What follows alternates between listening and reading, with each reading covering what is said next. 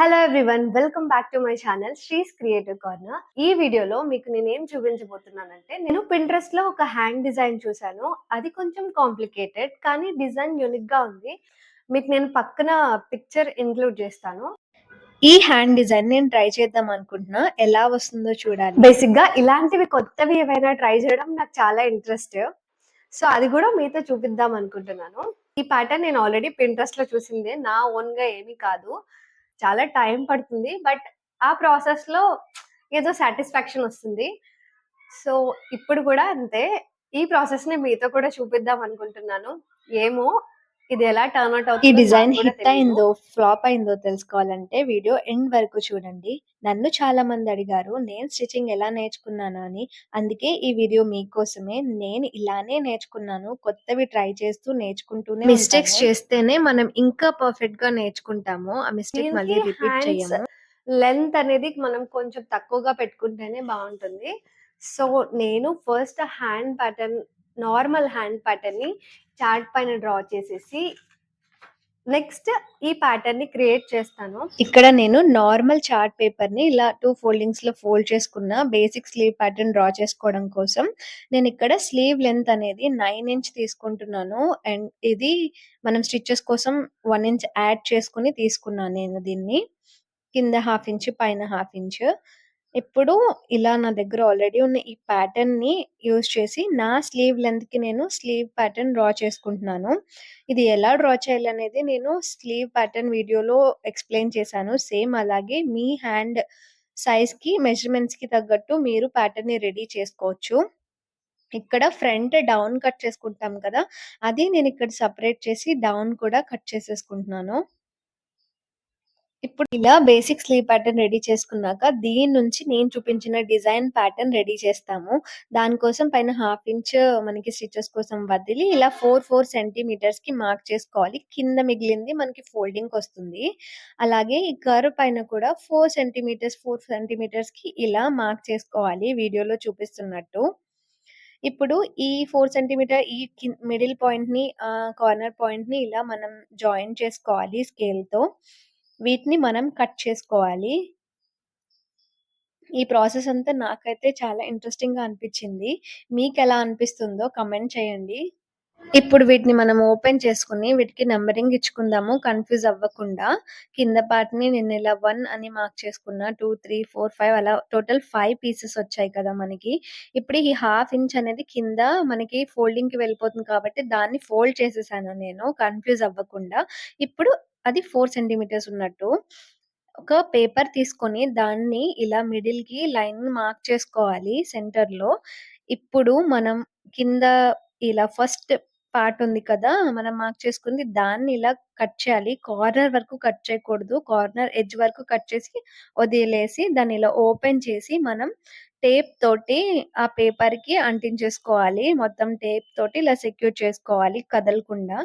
ఇప్పుడు ఈ corner point ఉంది కదా, యారో మార్క్ చూపిస్తున్నా, అక్కడ నుంచి 6 సెంటీమీటర్స్ బోత్ సైడ్స్ కూడా పైకి మనం మార్క్ చేసుకొని, తర్వాత సెకండ్ పీస్ ఉంది కదా, దాని పైన పీస్ దాన్ని ఇలా కట్ చేసుకొని మనం అక్కడ మార్క్ చేసుకున్న పాయింట్ దగ్గర ఈ పీస్ ఎడ్జ్ వచ్చేటట్టు పెట్టుకొని ఇలా టేప్ తోటి సెక్యూర్ చేసుకోవాలి కదలకుండా.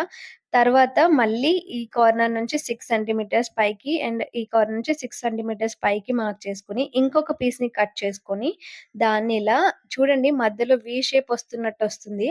అలా అరేంజ్ చేసుకుంటూ మనం స్టిక్ చేసేసుకోవాలి ఆ పేపర్ కి. అలానే నెక్స్ట్ పీస్ కూడా 6 సెంటీమీటర్స్ కార్నర్స్ లో మార్క్ చేసుకొని దాన్ని కూడా అలానే పెట్టేసుకోవాలి. ఫైనల్ గా ఫిఫ్త్ పీస్ దగ్గర కన్ఫ్యూజ్ అవ్వకండి. దాన్ని కూడా సేమ్ అలానే మిడిల్ కి కట్ చేసుకోవాలి.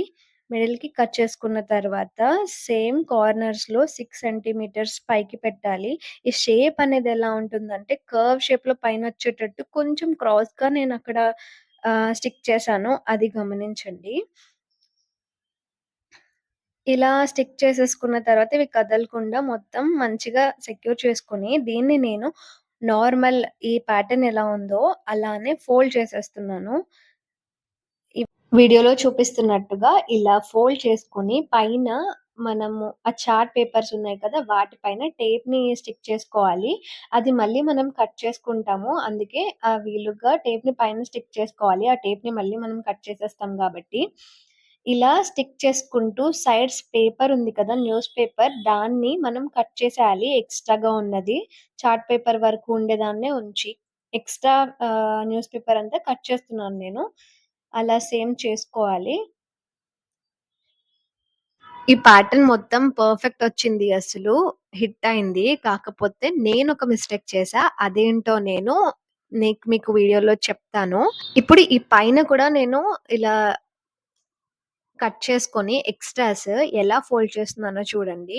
మనం ఆ చార్ట్ పేపర్ అనేది కట్ చేయకముందు ఏ షేప్‌లో ఉందో, ఇప్పుడు కూడా ఫోల్డ్ చేసుకొని సేమ్ ఆ షేప్‌లోనే మనము దీన్ని మొత్తం స్టిక్ చేసుకోవాలి టేప్ తోటి. సేమ్ మళ్ళీ ఆ షేప్‌నే ఫార్మ్ చేయాలి మనం ఇలా ఫోల్డ్ చేసుకుంటూ. ఇప్పుడు దీన్ని ఇలా ఫోల్డ్ చేశా చూడండి పైన.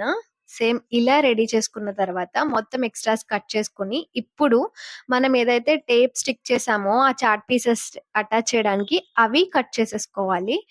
అప్పుడు ఈ పేపర్ అనేది ఓపెన్ అయిపోతుంది కదా! అంతే మన న్యూ ప్యాటర్న్ అనేది రెడీ అయిపోతుంది. దీన్ని యూజ్ చేసి మనం ఫ్యాబ్రిక్ కట్ చేసుకొని స్టిచ్ చేసేసుకుంటే ఈజీగా నేను ఫోటోలో చూపించిన పిక్చర్‌లో ఉన్నట్టే హ్యాండ్స్ రెడీ అయిపోతాయి. కాకపోతే ఇక్కడ నేనేం మిస్టేక్ చేశానంటే, నేను తీసుకున్న ఫ్యాబ్రిక్ అనేది టిష్యూ కదా! అది నేను చేసిన మిస్టేక్. ఇక్కడ క్రాస్‌గా తీసుకున్నా కదా! నేను ఫ్యాబ్రిక్‌ని ఇలా క్రాస్‌గా పెట్టడమే నేను చేసిన మిస్టేక్. అది అలా క్రాస్‌గా పెట్టడం వల్ల ఇది టిష్యూ ఫ్యాబ్రిక్ గురించి ఆ ప్లీట్స్ అనేవి ఫాలింగ్‌గా లేకుండా బుట్టలాగా పైకి లెగిసిపోయి ఆ ప్లీట్స్ ఏమి తెలియట్లేదు. ఈ మిస్టేక్ వల్ల నేను తెలుసుకున్న విషయం ఏంటంటే, మనం ఏదైనా ఒక డిజైన్ క్రియేట్ చేద్దాం అనుకున్నప్పుడు, దానికి మనం యూజ్ చేసే ఫ్యాబ్రిక్ కూడా కీ రోల్ ప్లే చేస్తుంది. ఏ ఫ్యాబ్రిక్‌తో పడితే ఆ ఫ్యాబ్రిక్‌తో మనం చేసేస్తామంటే అది రాదు. ఇక్కడ ప్యాటర్న్ అనేది 100% పర్ఫెక్ట్‌గా వచ్చింది. కాకపోతే నేను యూజ్ చేసిన ఫ్యాబ్రిక్ ఇలా క్రాస్‌గా పెట్టడం వల్ల ఫ్లాప్ అయింది. ఈ ఫ్యాబ్రిక్‌తో ఇలా క్రాస్‌గా కాకుండా స్ట్రెయిట్‌గా పెట్టినా కూడా పిక్చర్‌లో ఉన్నంత నీట్‌గా రాదు. దీనికి జార్జెట్ ఇంకా కాటన్‌తో కూడా బానే వస్తుంది. క్రేప్ ఇలాంటి ఫ్యాబ్రిక్స్ యూజ్ చేస్తే నీట్‌గా సేమ్ అదే ఫినిషింగ్‌లో వస్తుంది మనకి. ఈ ఫ్యాబ్రిక్ పైన నేను సేమ్ ఈ ప్యాటర్న్ పెట్టుకొని కట్ చేసేసుకొని ఎక్కడైతే ఫోల్డింగ్స్ వస్తాయో అక్కడ మార్కింగ్ పెట్టుకున్నాను. ఆ మార్కింగ్స్ దగ్గర నేను ఇలా ఫోల్డింగ్ చేసుకుంటూ స్టిచ్ చేసేసుకుంటున్నాను. ప్లీట్స్ అనేవి స్టిచ్ చేస్తుంటేనే ఎంత నీట్‌గా వస్తున్నాయో కానీ నేను యూజ్ చేసిన ఫ్యాబ్రిక్ వల్ల ఆ ప్లీట్స్ అనేవి అలా ఉండట్లేదు. యాజ్ ఇట్ ఈస్‌గా అది ఫ్లాప్ అయిపోయింది. బట్ ఈ ప్యాటర్న్ యూజ్ చేసి నేను వేరే ఫ్యాబ్రిక్‌తో సేమ్ హ్యాండ్ డిజైన్, సేమ్ ఫినిషింగ్‌తో మీకు స్టిచ్ చేసి ఈ డిజైన్ చూపిస్తాను. ఫ్లాప్ అయిందని వీడియో ఏం పోస్ట్ చేద్దాం అనుకోలేదు. ఇన్ని డేస్ అందుకే ఈ వీడియో ఏం పోస్ట్ చేయలేదు. రికార్డ్ చేసి చాలా రోజులైంది. కాకపోతే ఇప్పటివరకు క్రియేట్ చేసినవన్నీ కూడా నేను ఫస్ట్ టైమ్ చేసినవే. అన్నీ సక్సెస్ అయ్యాయి. ఇప్పుడు ఒక ఫ్లాప్ వీడియో కూడా షేర్ చేసుకుందామని ఇలా షేర్ చేసుకున్నాను. వీడియోలో చూడండి ఇలా ప్లీట్స్ ఈ ప్యాటర్న్ ద్వారా ఇలా క్రియేట్ చేస్తే ఎంత బాగా వచ్చాయో, కానీ ఈ ఫ్యాబ్రిక్ వల్ల అవి అలా ఉండట్లేదు.